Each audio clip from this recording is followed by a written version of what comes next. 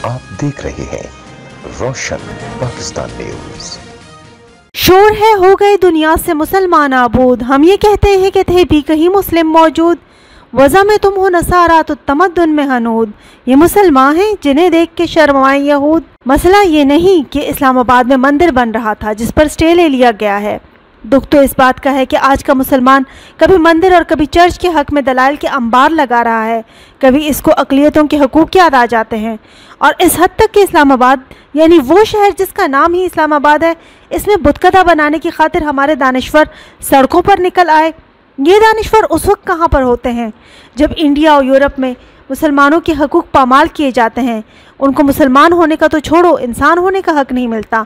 बाबरी मस्जिद के खंडर, यूरोप और रूस की सैकड़ों मसाजिद जिनके ताले हमारे दिलों की तरह जंगालूद हो चुके हैं, क्यों किसी मुसलमान दानिश्वर की तहरीर का मौजू नहीं बनते? बोलते क्यों नहीं मेरे हक में? आबले पड़ गए ज़बान में क्या? आज पूरी दुनिया का मुसलमान सख्त अजियत से दो चार है। मुसलमान एक जिस्म की तरह है, जब एक हिस्से को चोट पहुंचती है तो पूरे जिस्म में दर्द होता है। एक हूँ मुस्लिम हरम की पासबानी के लिए, नील के साहिल से लेकर ताबखा के काशगर, फिर आज हमें दर्द क्यों नहीं होता? हमारे मौजू कभी अफ़गानिस्तान और इराक़ क्यों नहीं रहते?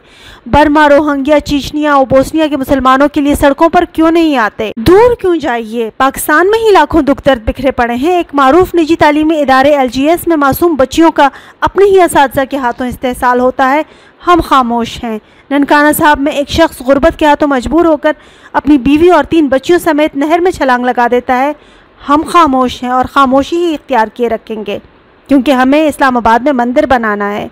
काबे किस मुँह से जाओगे गालिब, शर्म तुमको मगर नहीं आती। ज़िले हुम्मा, रोशन पाकिस्तान न्यूज़, इस्लामाबाद।